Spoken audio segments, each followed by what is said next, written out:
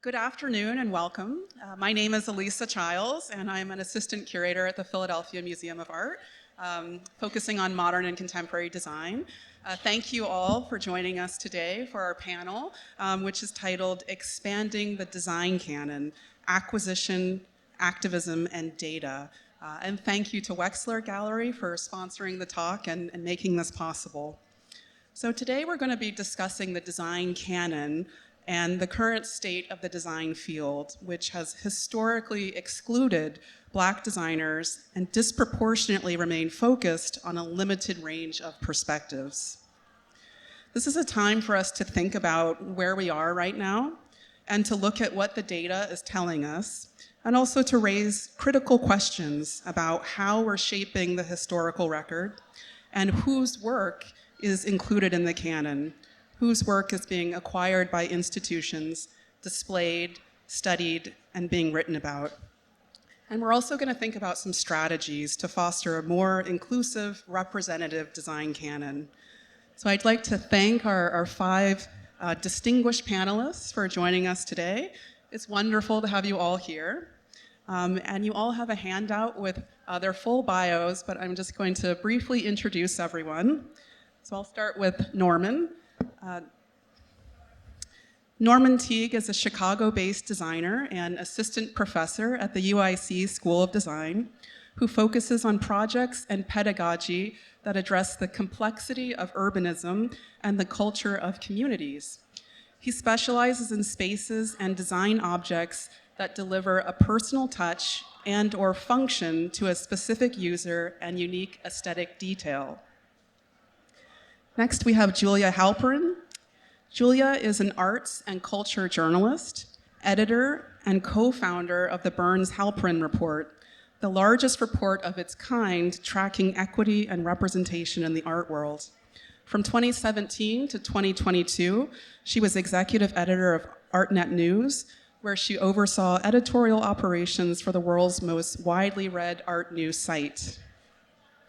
Next, we have Malene Barnett, who's an award-winning multidisciplinary artist, textile designer, and community builder based in Brooklyn, New York.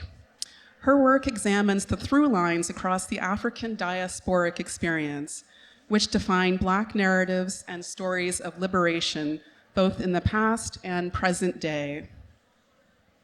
Next, we have Jomo Tariku, who's an Ethiopian-American artist and industrial designer who's defining his own language of modern African-themed furniture.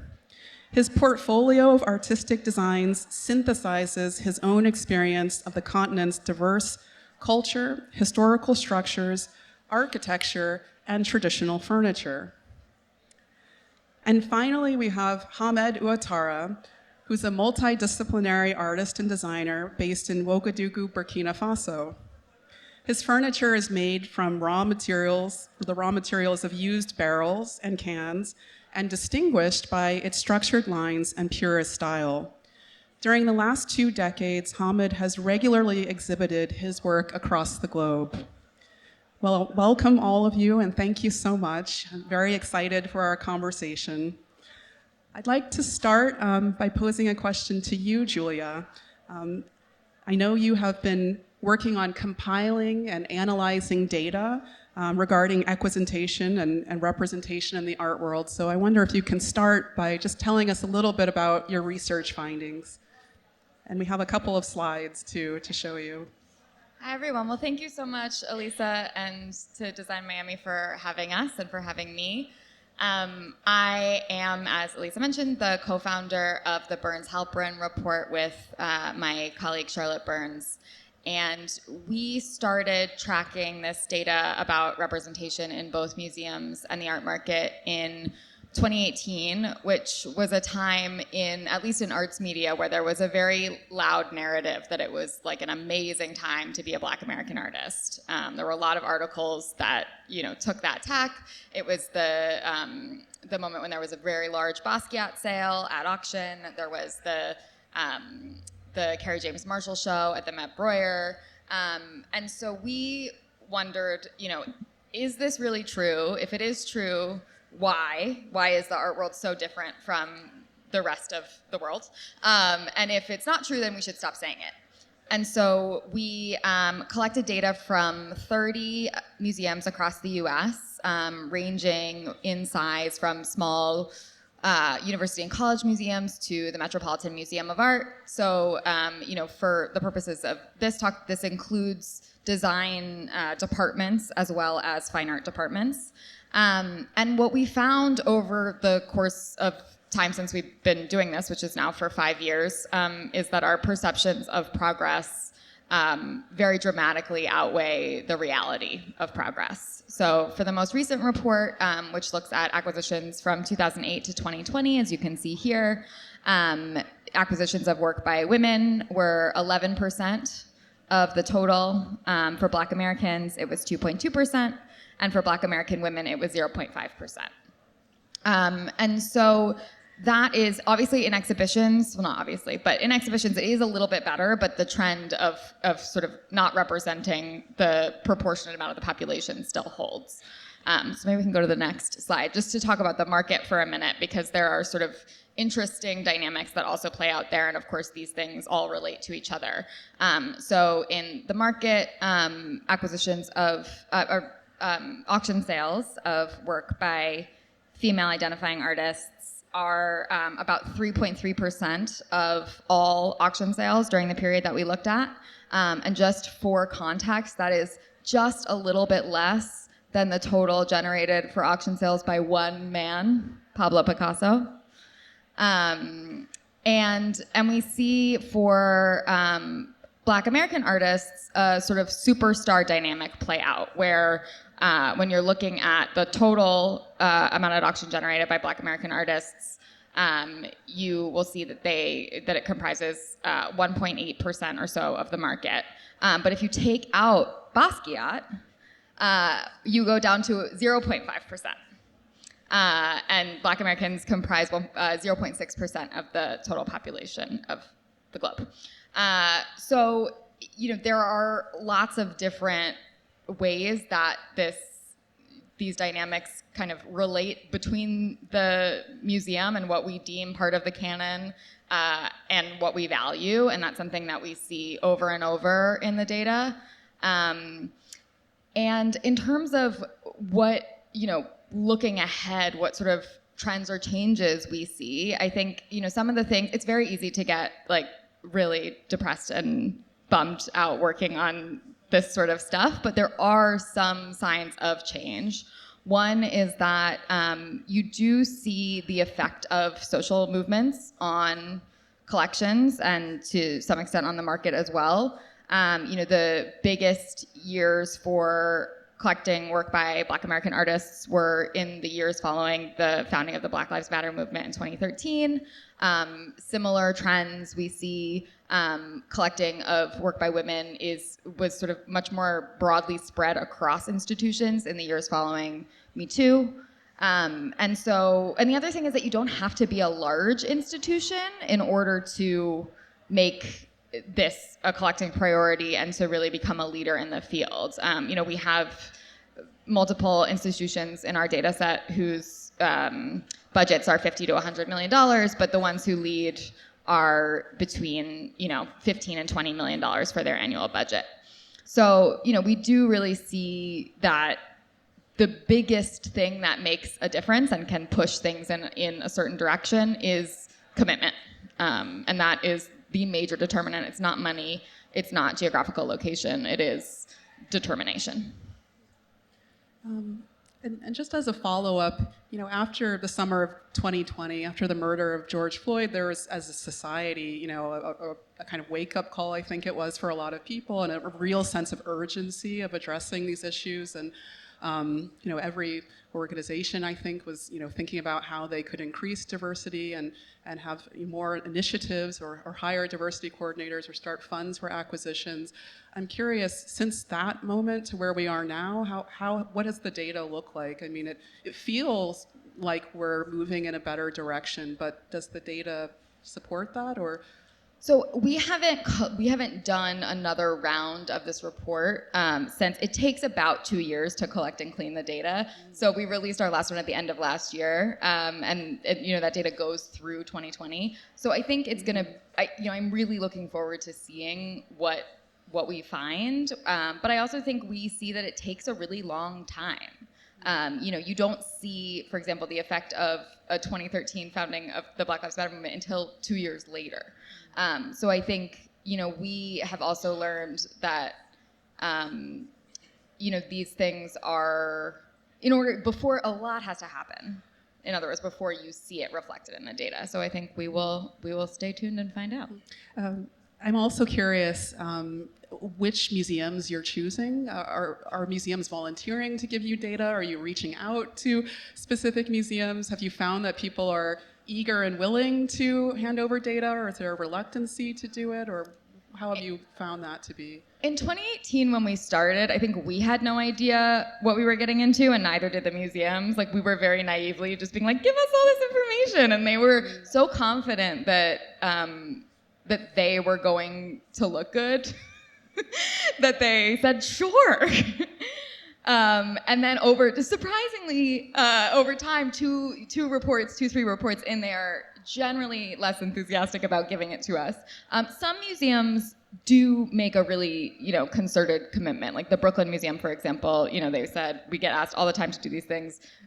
We don't really have the capacity, but we will make the effort and the push to participate in yours because we know that it's important.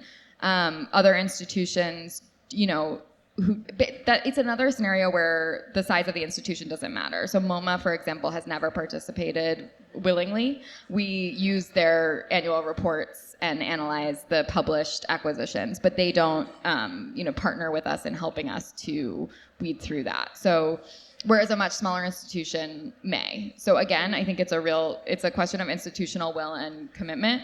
And sometimes, we have to make the case for why, and I think some of that is trying to say, well, we'll help you with your data literacy. In doing this, we can, we can show you what your stats are, how they compare, and maybe arm you with some tools to make arguments that you might want to make in the future. But it's definitely gotten harder as time has gone on. Okay, thank you. I mean, it's powerful to see the numbers. And Jomo, I know that in addition to your design practice, you also are spending time putting together data sets and looking at especially what's happening with Black designers. Can you tell us a little bit about what you've been finding? Yeah, certainly. So for me, where I delved into data was when I initially...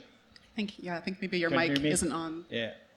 All of us have had anecdotal stories where we go to trade shows. So I've been to major shows through my career, including going all the way to Salone in Milan.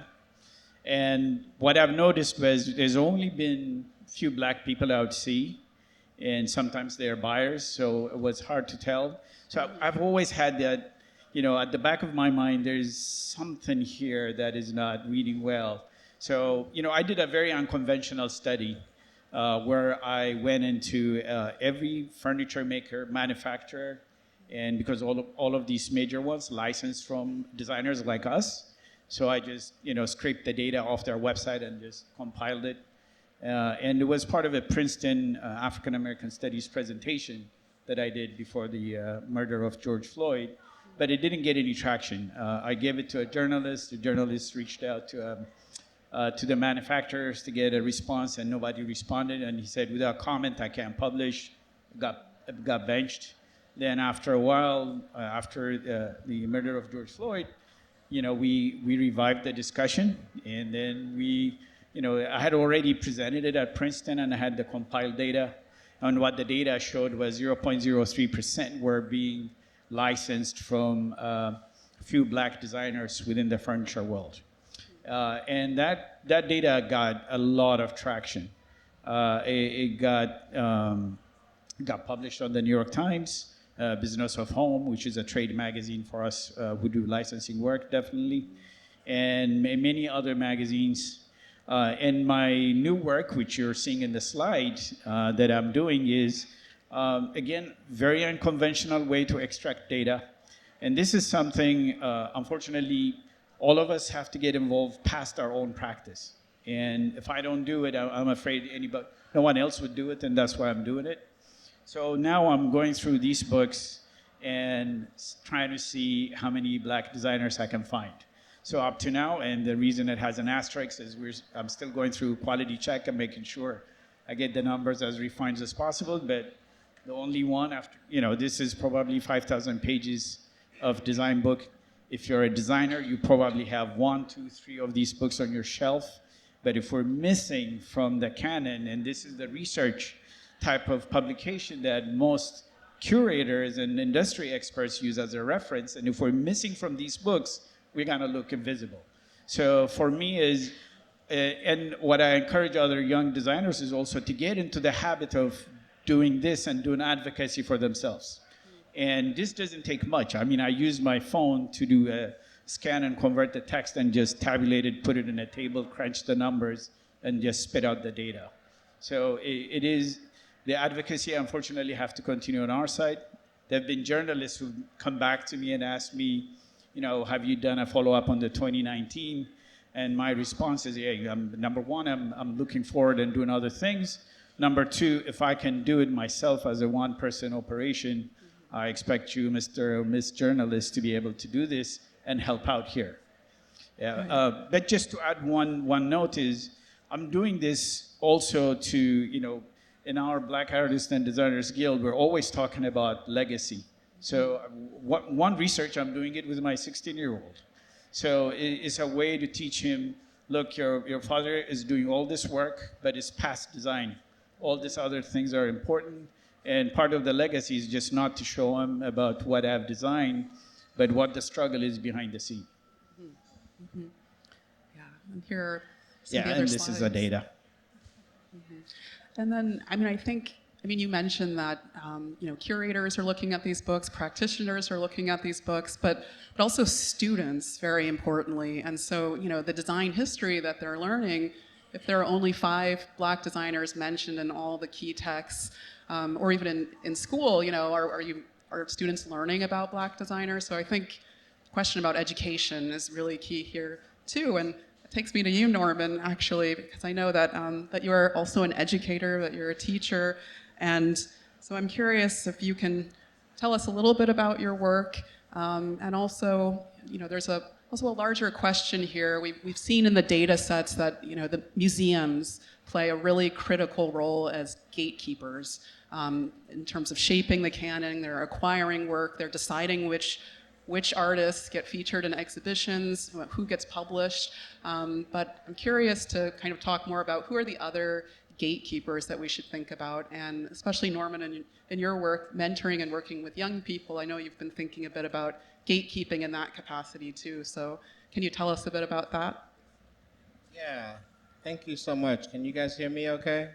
Trying to figure out how close I need to be. So yeah, my practice allows me to design furniture, but I have a series of partners. Some people call them apprentices, some people call them interns. I call them partners, and they help me work through designs. I think when we talk about bouncing things off the wall, to have a set of not so well-trained designers and just regular people that think about regular things in a regular way is helpful in our studio. Oh, look at that.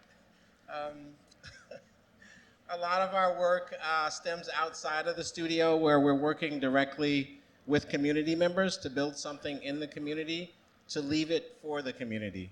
And so that is where I think designing objects gets a little bit bigger for me, bigger in a physical way, but also bigger in a human way.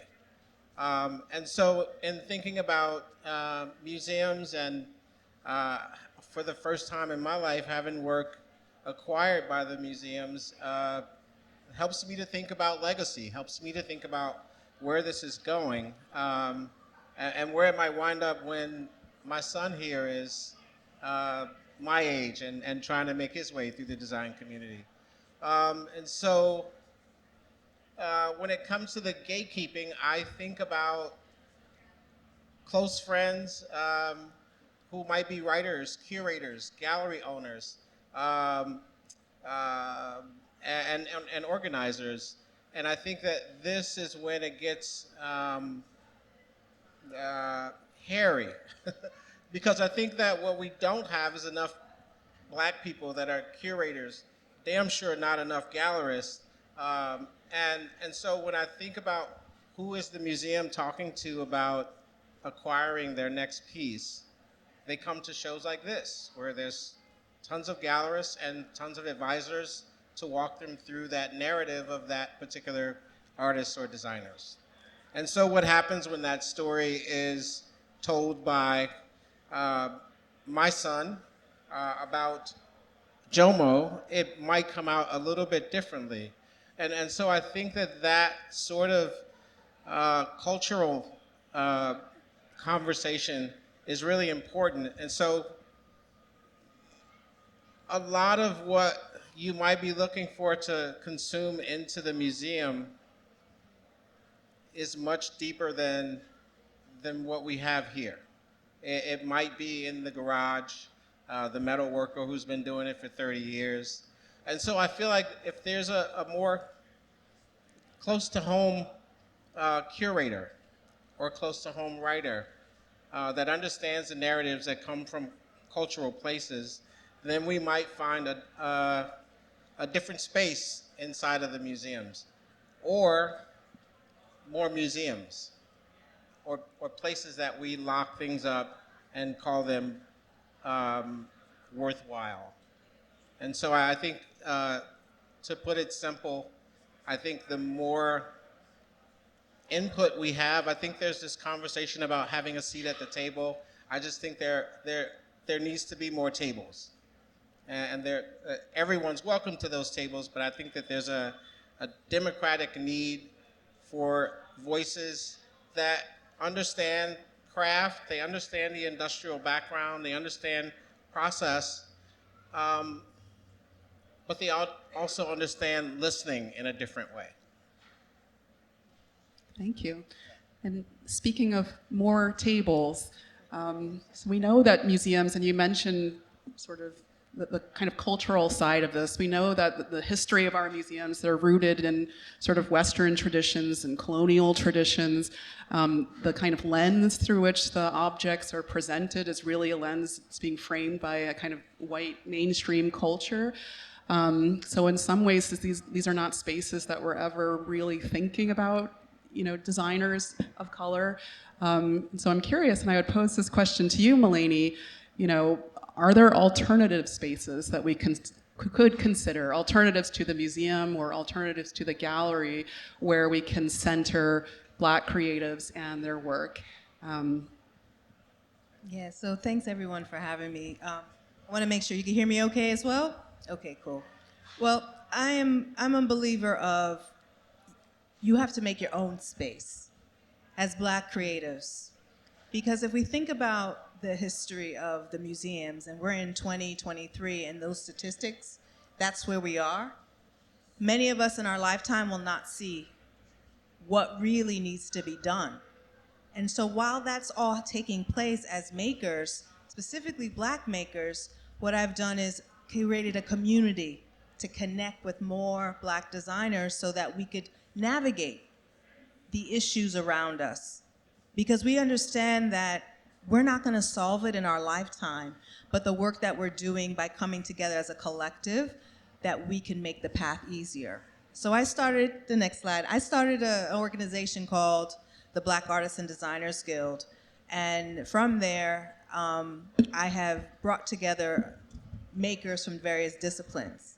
That's one part of the work that I do. In addition, I've also reached out to the diaspora. The picture that you're seeing there is from a recent trip to Jamaica, where I was on a Fulbright researching and documenting the African Caribbean ancestral making in pottery, in clay. Now, these are type of makers that we may not necessarily look at as part of considered to collect, but their experience and stories are just as valid as the work that we see in this show, in Design Miami here. And I think we have to broaden our lens too as Black makers as to what should we preserve. And one of the things I think about a lot is that we all are archivists. We all are. And so part of my practice is really to inspire the community to look at everything that we have, from the handkerchief that your grandmother gave you, to the dress that someone made, or it's a pair of shoes, whatever it is, that if we take the care to believe that these objects are valuable to us, then we get to create our own space and what a museum could look and feel like. So, and go ahead, we could keep going. And so when I was in Jamaica specific from this image, I was looking at the material culture. We don't think about the actual materials of what these objects are made from to preserve. And so I'm looking at clay as that. Material culture in the Caribbean is so important because it really gave insight into Black life, because there are no archives from us that tell about our experience. So we have to look to these materials to understand and uncover from the fragments that have been left behind. And so it's about also reimagining what's important to us and not always relying on institutions to tell us what's important. And I think that's so important as Black makers. We have to decide what it is that we want and understand that if we center ourselves on the culture of the diaspora, which is huge, you will never run out of content. Because being in the diaspora, it's a constant reimagining, reconnecting, and understanding our existence. So with that said, the making process and the way that we care for it, we just build on the legacy of our oral tradition and sharing. And so the more that we share these experiences and stories with everyone, the more that we as makers, as Black makers, build our confidence in what we do and understand that the work that we're doing now, one day somebody's gonna catch up with us. And it's okay if they don't see it right now, but what's important is that we see it. I think that's what's so valuable in this period, is that we, meaning Black makers, we support and see each other. Because when we see each other, everybody else does. But we have to do it first.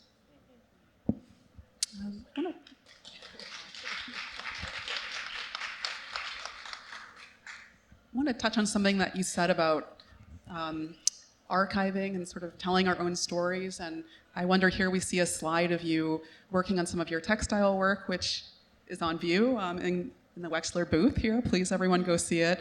But I'm curious, for you and for everyone else here on the stage, what role does storytelling play in your designs as you're making designs? And also, how are you thinking about, because we are, operating in a field that really is not centering Black culture, how are you thinking about drawing from Black culture, drawing from Afro-diasporic histories, especially as a Black American? And we have Hamid here who's working on the continent, but I'm curious if you can talk more about that and if others have things to add as well. Well, I'll say that when we think about, the African American experience, my family, I'm first generation, so my family is from the Caribbean. And so I always think about expanding what that African American experience is. It isn't just centered on this land in the US for Black people, because we've come from different parts of the world and we've created this experience that just happens to be in a land that we're calling the US, America. And so if we look at it from this broad lens of Black experience and the multiplicities of it, we can never, again, run out of how we intersect those stories and experiences in our practice, because there's so many to dive into. And I think it's just a matter of what's meaningful to you. For me, I was so interested in understanding my family history because I really didn't know. I knew that my grandmother migrated to the US from St. Vincent, but I don't know what it took to do that. I don't know even the names of the people that helped her. I don't know how she even did it as a single woman in the 50s She had 4 children, left them with her mother, and didn't see them for more than 6 years. And there were no internet, there's no cell phones. We're talking about the boat and you write a letter. So you knew you weren't going back pretty quickly. So for me, the more I know about my family history, the more confident that I am. And that allows me to get more curious about other things in our experience. And then we start sharing, we'll see the similarities, the commonality. And then you see how, even with all of the oppression that we've experienced and the atrocities, that culture can't be broken. There's still that connection that runs amongst us. Whether going back home to the continent, going to the Caribbean, coming to the US, it's a constant exchange of ideas and experience amongst us. And think about it. What if every Black person said, I'm gonna tell my story? Just one story. It's not even about the one. How many stories would that be? Millions. Millions. And the impact on that. So storytelling is really important. And Hamed, I'd like to get you in on the conversation too. So I know you're based in Burkina Faso, and I'm really curious how, as someone who is based there but working in the international scene, how you're thinking about some of these questions, and especially this question of community and heritage and storytelling. Can you tell us a bit about your work?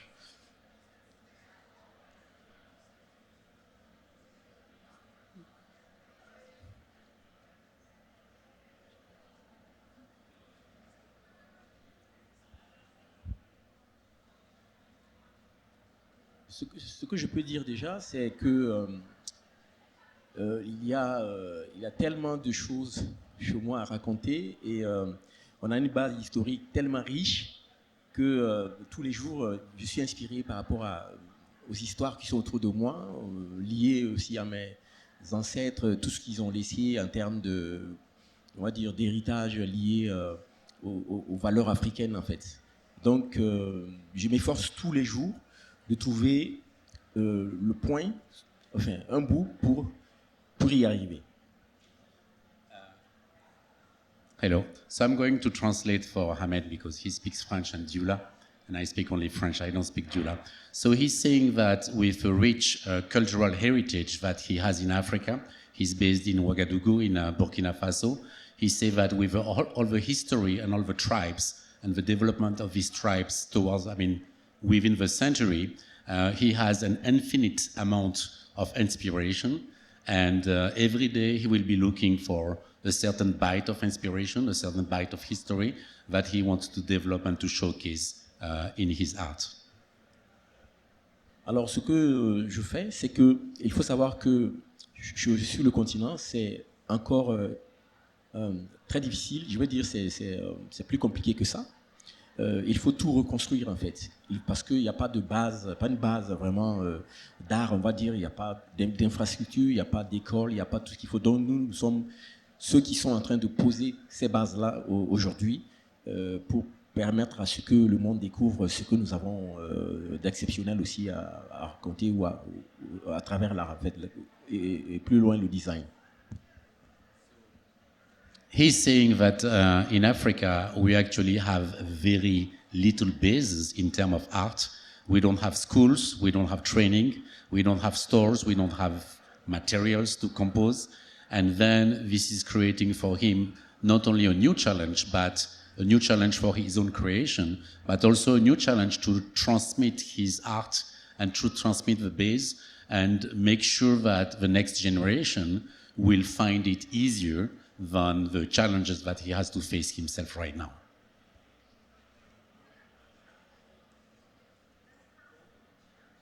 Donc, ce que je peux ajouter, c'est que toutes les créations que je fais sont dirigées vraiment à mettre en pratique l'histoire que nous portons. Et donc, j'essaye de le poser sur les objets que je fais, c'est-à-dire directement, et d'interpeller tous ceux qui sont intéressés dans l'art et surtout montrer aux différentes institutions le besoin que nous avons qu'ils nous soutiennent, qu'ils puissent nous accompagner en prenant en compte vraiment l'évolution de ce secteur-là. Okay, so I had at least 3 or 5 concepts you just put there to make my life more miserable. So he's saying that he's working with all his partner and his people in his shop to create art, and not only to showcase the history and the basis of African art, but also to try to interpolate the institution in his country and in the country around, to kind of interest them to invest a bit more and to invest not only in art but also in school and in the foundation, to be sure that future artists will be able to exist and develop and thrive there. Alors, il faut dire que le studio Ouattara, qui est implanté il y a plus de 20 ans, est une institution au Burkina Faso, et plus précisément basée à Ouaga, et qui j'essaie de faire tâche d'huile. Ici, par exemple, vous avez sur l'image ma femme, mon fils et mon assistante que j'ai complètement formée depuis plusieurs années, qui m'accompagnent. Quand je suis ici, c'est eux qui maintenant se battent pour mettre tout le programme que j'essaie de mettre en place pour sensibiliser dans le monde de l'art et évidemment la place que nous pouvons occuper sur l'échiquier africain et plus encore mondial. So he's saying that strangely enough, since he started himself 20 years ago, his studio Ouattara, it is actually now, believe it or not, it's an institution in Burkina Faso, just because there are not so many things. And on this picture, he has actually his wife, his son, and also his assistant that he trained from the beginning. And he's trying to involve all of these people in his creation. And when he's traveling, like he's there right now, all of his people are continuing the creation over there, and they are in constant communication. Donc, ce que je peux dire, c'est que au-delà de, disons, de l'implication des artistes qui vivent sur le continent, nous sommes sur la phase d'essayer de mettre une base vraiment très intéressante. Et donc, moi, j'ai opté pour toucher tous ceux qui sont autour de moi et au-delà, qu'ils puissent aussi le transmettre. Aujourd'hui, après 20 ans, j'ai formé énormément de jeunes artistes qui sont aujourd'hui à leur compte. One of his priority also was not only developing his own art and his own creation, but also training young people. And he was able to train a lot of new artists who are now independent and tracing their own route and their own development. And he's very happy and proud of that, because he was able not only to show what he's doing, but also help them to develop. And now he has to go outside and come here facing this audience in the United States, because he knows that the doors he's opening are doors that are going to be open also for the younger who are coming behind him. Pour ajouter sur cette image, c'est que c'est tout l'atelier et tout ce qui gravite autour de l'atelier qui se sont mobilisés pour un shooting photo. Et ça fait que aujourd'hui, vous avez vu les objets dans la brousse que nous avons transportés, tout le monde est impliqué, que ce soit celui qui transporte les œuvres, que ce soit ceux qui ont travaillé sur les différents objets, sont mis en contribution. Et ce travail-là, c'est pendant que j'étais même ici aux États-Unis qu'ils ont fait ce travail de shooting pour les besoins justement de la galerie aujourd'hui qui en avait besoin. He's saying that it's actually like a village that helps him to put these objects together, because within his team he has people who collect the material, because everything here is recycled. He produces art, he produces pieces only from recycled barrels. So he has a team that will be looking for pieces to be recycled, and he has other people who are going to form and to assemble and to weld all these pieces. And he has also people who are going to take pictures of these pieces, and this is how he was able to bring this picture, who have been taken exclusively to show them in the US. Pour terminer, il faut dire que la visibilité sur le continent est tellement compliquée que je me suis occupé déjà de trouver déjà, je me suis appuyé sur l'histoire pour créer les objets que vous voyez et développer au fur et à mesure pour montrer la voie aux jeunes. Et aujourd'hui, le fait d'y arriver et de pouvoir présenter mon travail un peu partout leur donne justement cet espoir que c'est possible, contrairement à ce qui se passe ici par rapport aux artistes noirs et africains qui ont la difficulté qu'ils ont pour la visibilité. Moi, nous, on essaie de faire quelque chose le plus profond, en fait, pour y arriver. So he's saying that in his art, he's using first African history to showcase and to create his pieces of art, but he wants also to use his art to get more visibility, not only in the African continent, but also in Europe and in the United States. And for him, the development of the visibility of his art is one of the key aspects of his work to open the doors for more visibility, because he sees the challenges that the black creators have in the United States, and he also sees the difference and huge challenges that the younger creators have. So by coming here, by showcasing his art everywhere here, he knows that he's energizing the young people and showing them the way and the path and showing them that there is hope as long as they produce the work. Well, Hamed, Voilà. I think... Donc, okay. Oh, sorry. I Donc, don't want to cut you off, ajouter- but we're running a little short on time. I just wanted to... Thank you so much. You said so many powerful things. And there are a couple of threads. One, the power of community, which we've talked about. But I did want to pull out one thread and turn it over to the whole panel, and that is the importance of generations. And that there's a generation that came before all of you, and there's also a generation now, which Hamed, you were talking about your work to sort of mentor and work with them. Norman, I know you also are doing this, and Malene and Jomo, you're also thinking about this. So I'm curious if this is something that you guys can tell us a little bit more about, and especially Malene with the Guild. I'm curious, are there multiple generations of Black designers who are part of the Guild, and is there a generational mentorship that's happening in the Guild?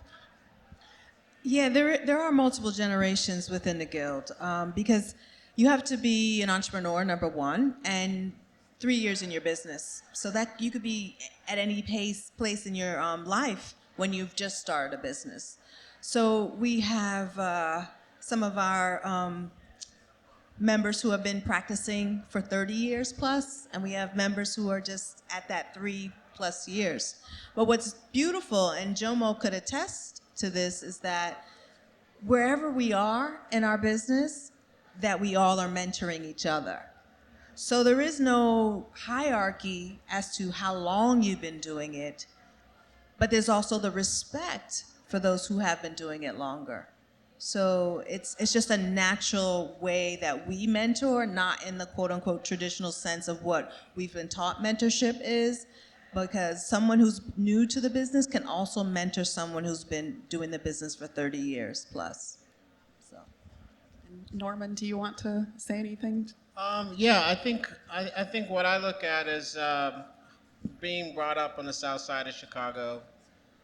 We've had various resources to sort of find as safe places, but also we look at these as resources that keep bringing new artists and creating a platform for artists to show work. So the Southside Community Arts Center, Little Black Pearl, now we have the Arts Incubator and places like the Arts Bank.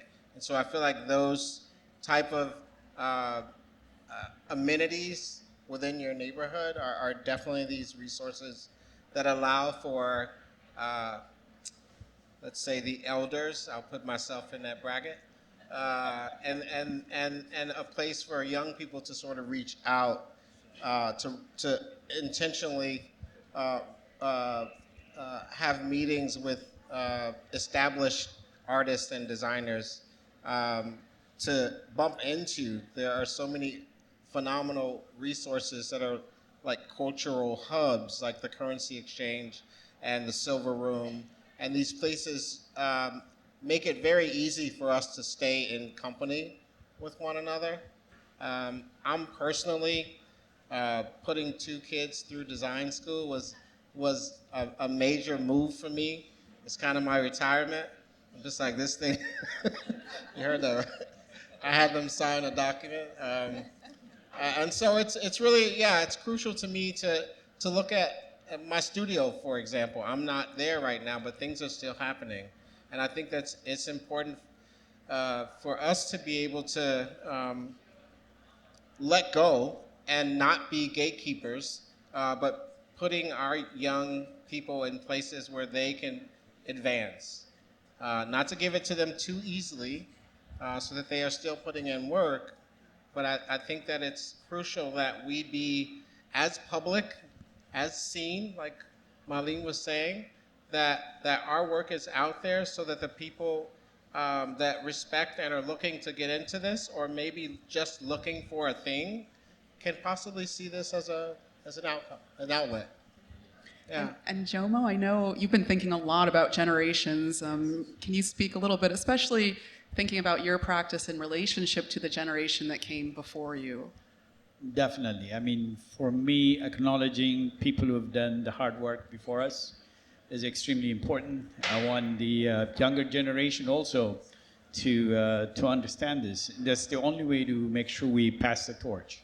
And this is something we actively discuss within our guild, because I don't want it lost on them. Part of doing the data research is to show and highlight, and also for me to pass this legacy of what I've done, not only to my son, but my type of mentoring has been mostly through Instagram. I have people reaching out to me from different parts of Africa just to have a conversation over design. Some finding out for the first time what industrial design is, as I'm an industrial designer, but also to see opportunity. I grew up in Ethiopia. For them to see my success story makes others say it is possible also. But in a way, I don't leave it only on design, but to make sure, like I said earlier, the work is more than just designing and going home. There is a lot to change in this industry, and I want to reinforce that to any youth or a young person who's getting into design. That they, even if they successfully get out of college and they get hired, it is more than them about this industry. It is bigger than that, and that's the only way we can change it. Thank you. Well, we have some time for questions from the audience. Does anyone have a question for any of our panelists?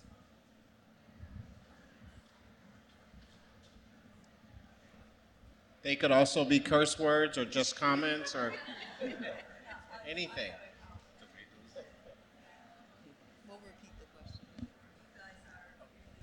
Yeah, I really appreciate this panel. I'm curious, when you started by starting to talk about data. Oh, sorry, you couldn't see me. I could try to stand up here.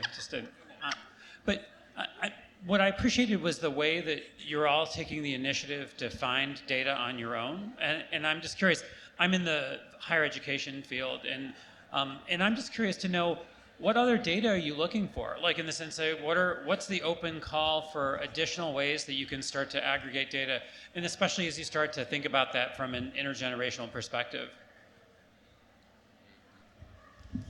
I can start with that one. I think this is a big issue right now in the arts field. I was just part of a convening with a lot of folks who work with art related data in the museum and cultural field, and what was clear was just how siloed it is. There's a lot of excellent data acquisition about everything from staff demographics to salary transparency to museum listings collected by an organization called Museum Q that looks specifically at culturally specific museums, to the IMLS that's looking at a national museum listing. So all of this stuff exists, but it's all happened in isolation. So there is currently no way for any of the data sets to talk to each other. And I think that is going to be the next kind of phase of this, is have some funder, some wonderfully generous funder that would come in and sort of help create an infrastructure where this data could be shared across platforms. Even when we collect our museum data, not only do we get it in different forms, in extremely different forms from different institutions, but different departments have different data collecting and record keeping practices. So even to know where we are takes a really long time, but I think there is so much good work being done that the next step is going to be the very hard step of, making connections across those organizations. Just to add to that, I agree with Julia. Finding harmonized data where everything can just talk nicely and you can compile it and spit out the numbers or the charts or the graphics you need to illustrate the problem is kind of difficult, and that's why I encourage people to do some of this work independently. It's because organizations don't openly give it to you like you've been mentioning. So until that day, though, we have to do the unconventional way of doing research. And surprisingly, just like I demonstrated to you, is not as complicated as what people make it out to be. Thanks. And we have a question up here in the front.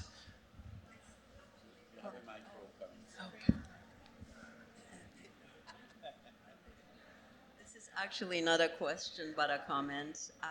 I'm really. Oh, thank you. Thank you, Professor. I'm really honored and humbled to listen to you all today.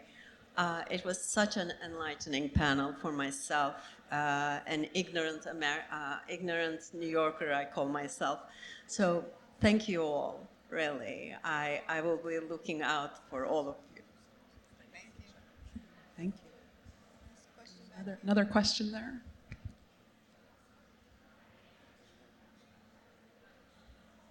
Oh, this question is actually for you, Alisa. Thank you all so much for your work. I'm from Philadelphia, grew up at the Philadelphia Art Museum, and if I have to see one more Monet or Van Gogh retrospective, we're over it, I live for the day that I see a Malene Barnett exhibition at the Philadelphia Art Museum, but I take your point that might not happen in my lifetime. How likely is that? So as somebody who's working within the cultural institution like the PMA, what is your perspective? I know a lot of those exhibits are because of a handful of donors who push these collections to increase the value of their assets and whatnot, but what can we do, or what is your perspective from working inside the institution? Yeah, thank you. Yeah, at the PMA, at the Philadelphia Museum of Art, we have a number of initiatives underway to help move some of these things forward. So, we have a committee that's comprised of staff members from across the museums, curators, people who work in visitor services, all the departments, to really think holistically about how we can better present the collection, and tell a broader story of art history and a broader design story. So that's one way that we're working internally as an institution. We're raising these questions. We're having open conversations about what we can do, short term, long term, who else we can engage. We're also actively, rethinking our exhibition schedule, which, as you mentioned, we have this extraordinary collection in Philadelphia of, 19th century painting and, post-impressionist painting, and we have the largest Duchamp collection in the world, and those things should be highlighted, but we also have to not always focus on that. So we're changing our exhibition schedule, and this is something that, our chief curator and our other curators, are thinking about actively. We're also, and part of this too, and I know, Julia, you've mentioned before, some of the data shows that sometimes it is, individuals on the outside who help to make change, but, new funds that are established to help us make new acquisitions to better sort of fill in gaps in our collection. That's happening, and part of that is because of the awareness and interest and generosity of people outside of the institution that are helping us. And so, together, we're doing this, and this is something that other institutions are thinking about too. And, it is, as you're showing with the data, it's not happening at the pace that I think we all hope it can happen. But at least, you know, these are things we're actively thinking about, actively moving towards.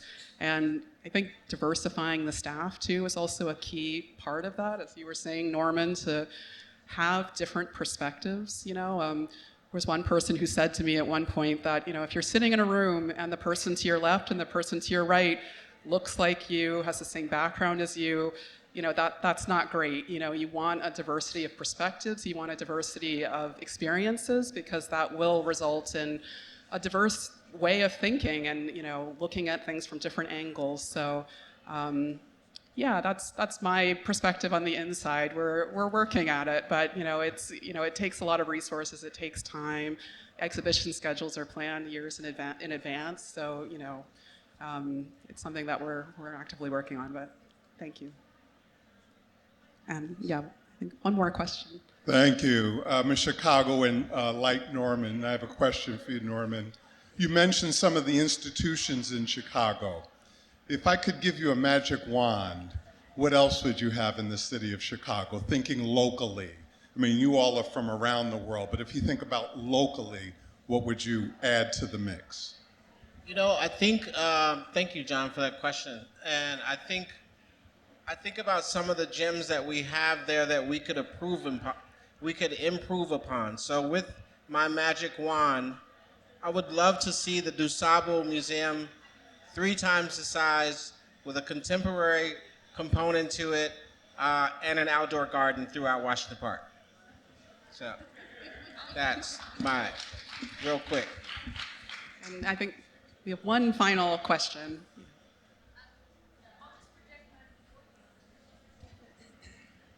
Hello, thank you very much. My question, I'm deeply interested and invested in community. So everything around community and coming together, the exchange of information is really important to me. But I'm also I'm a firm believer in apprenticeship and passing on knowledge, whether it's craft or regardless, just all knowledge, but in a kind of tactile, you know, do it kind of manner, and not just in the schools. And I wanted to ask you, Hamid, what would you need in your community, in your village? What would you like to see expanding within Africa? And I know it's a very large continent, but just what would you feel is important, kind of a piece would be missing that you would like to see happen?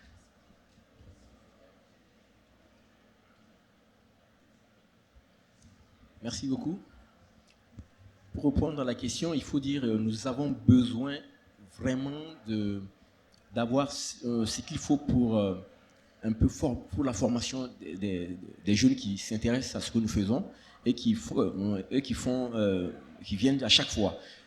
Ce dont nous avons besoin, c'est d'avoir une infrastructure, par exemple, pour indiquer déjà à la communauté que nous existons et que nous avons besoin de leur accompagnement pour donner la possibilité aux jeunes aussi de s'intéresser à ce métier-là.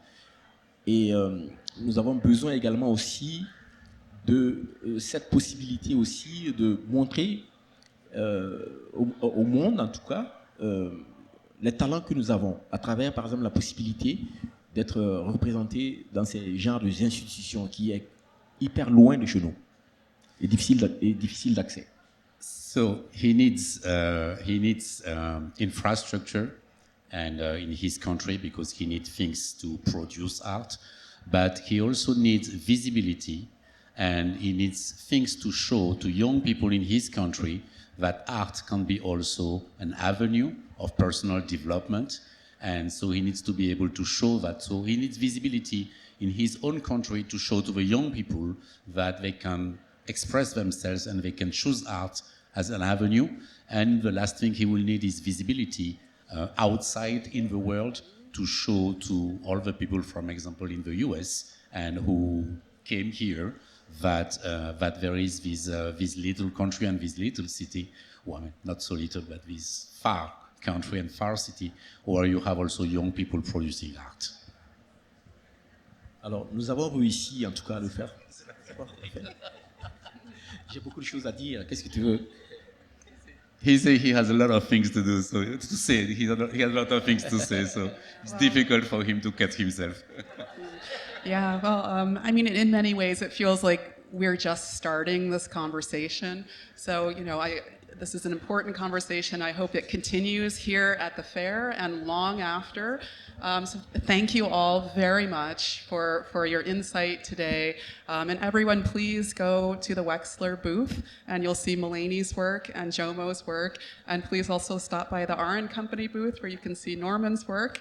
Check out the Burns Halperin report online. And if you're in Los Angeles, stop by Friedman Benda, and you can see Hamed's new collection, which is on view through the month.